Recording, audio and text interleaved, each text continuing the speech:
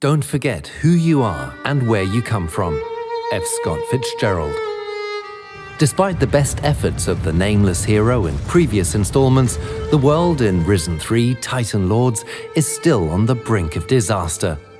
This time, however, a new hero has to step up, and he's got a very personal score to settle with the Titan Lords. You see, their relentless war has not only laid waste to most of the world and unleashed the dead from the depths of the planet, they've also stolen his soul. Our new hero will face a greater yet familiar threat in an adventure that Piranha Bytes have declared is going back to its roots, taking favorite elements from Risen 1 and the original Gothic series. But what does that mean exactly? The handcrafted world. A key trait of Piranha Bytes games is the believable and authentic game worlds that they craft. This handcrafted world is one shaped by narrative. Nothing is there by chance, nothing is placed at random, and nothing is generated. Everything has its own look and purpose, and the larger world, crafted for Risen 3 Titan Lords, is no exception. This time around, the world of Risen 3 gives the hero the opportunity to explore a darker tone, as seen in areas such as Calador, home of the legendary demon hunters, and Taranis, home of the mages and their protectors, the guardians. Both of these areas may trigger memories of environments found in Risen 1, and they also offer a distinctly Gothic vibe. Heroes will discover quests and characters as they make their way through this diverse world.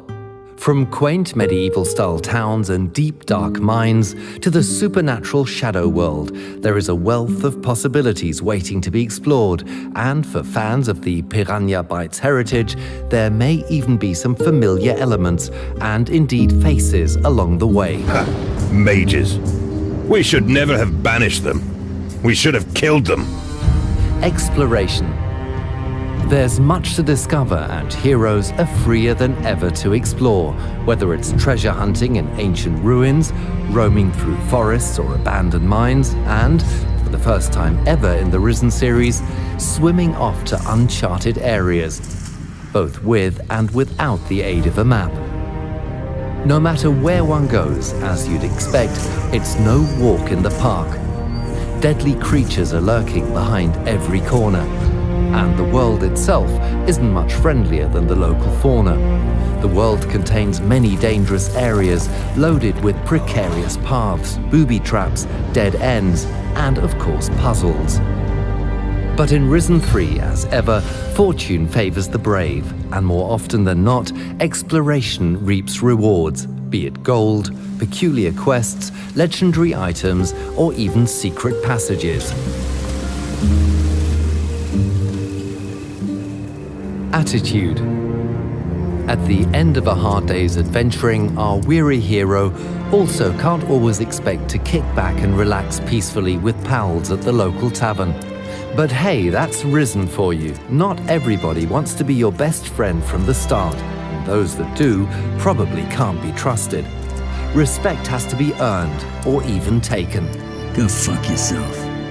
You are just cruising for a bruising. Come here, shrimp. And it simply wouldn't be Risen if the hero was able to dominate every fight right from the start. Similar to former Risen games or the legendary Gothic series, our hero has to pick his battles carefully. Sometimes there's no shame in retreat, so long as you can come back later with a bigger sword and the experience to wield it.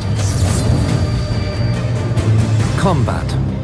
However, hot-blooded heroes may meet a swift demise if they're not careful. The true hero is mindful of his opponents in combat and uses his full repertoire of skills. Fast attacks keep opponents on their toes, but they don't do excessive damage. Heavy attacks, on the other hand, do a lot of damage, but they also expose the hero's defenses. The key is to observe and find the best time to block, evade, counterattack, or even change tactics. Our hero has more combat options than ever before, allowing him to switch strategies seamlessly.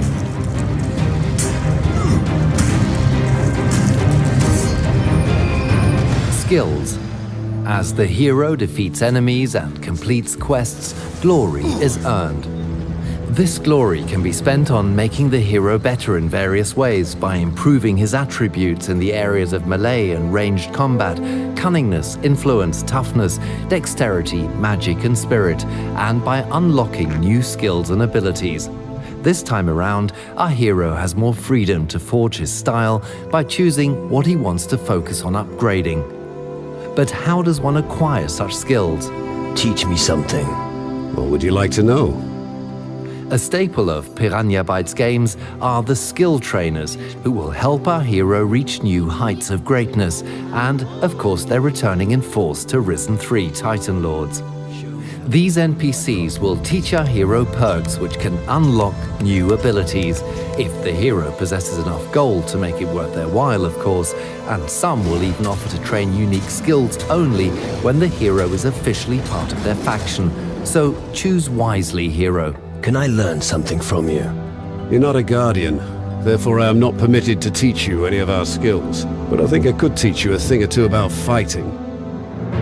Return of 3 factions. Speaking of factions, this time we're returning to the classic Risen 1-like setup of 3 competing factions in the world, to which the hero can prove his mettle. Each offering unique quests, abilities, spells, weapons, items, and tiered armors, depending on his level of worth and dedication to the faction of choice.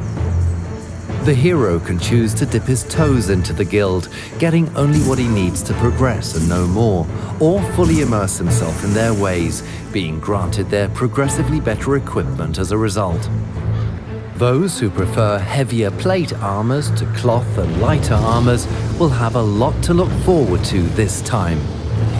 The 3 joinable factions aren't the only players in the world, however, and our hero will have to be mindful of other key players in the world who have their own agendas and allegiances. Return of Crystal Magic. Followers of the Way of Magic from Risen 1 will also feel right at home. The art of crystal magic has not been lost, it's simply been hiding and has risen once more in response to the terrible events unfolding. Heroes can open a fight with a lightning spell from distance, throw enemies down in close combat by means of a shockwave, and seamlessly finish them off with a sword. The dynamic interplay between spells and steel adds new depth to combat. Hundreds of quests. Nodu is good GNU, works a lot. Ask him if he need help anyway. Alas, even the best sword just doesn't cut it when one lacks the opportunity to actually use it. Luckily, there are more than enough reasons to draw steel. The world of Risen 3 is populated by many different non-player characters, just dying to send the hero on literally hundreds of quests. These range from rather simple tasks to epic hero work. Clever heroes will often see that there's more than one way to bring a quest to its conclusion. Sometimes they may even be able to accomplish a quest without having been told about it in the first place. But they should be mindful of the consequences. If a few crystals make their way into your pockets from time to time, I'll turn a blind eye. I've been waiting too long for a bag of crystals to be delivered from the camp's mine. I'm not counting on Geralt bringing them anymore. Geralt said I could steal a few crystals in the mine. What? I'll tell Magnus about this, and there will be consequences for Geralt. You squealed on me to Frink. So? So? I'll remember that. You hear? Sure. Crafting. Adventuring is a serious business, and our hero would be foolish to set out with nothing less than the best equipment and items. Crafting returns to allow our hero to take fate into his own hands by letting him brew his own potions, forge his own weapons, craft spells, stat-boosting jewelry, enchantments, and more. Thrifty heroes keen on crafting will know to keep their eyes open for the raw materials in the world, be it from plant life, mining ore, or liberating claws and teeth from hunted creatures. The living world.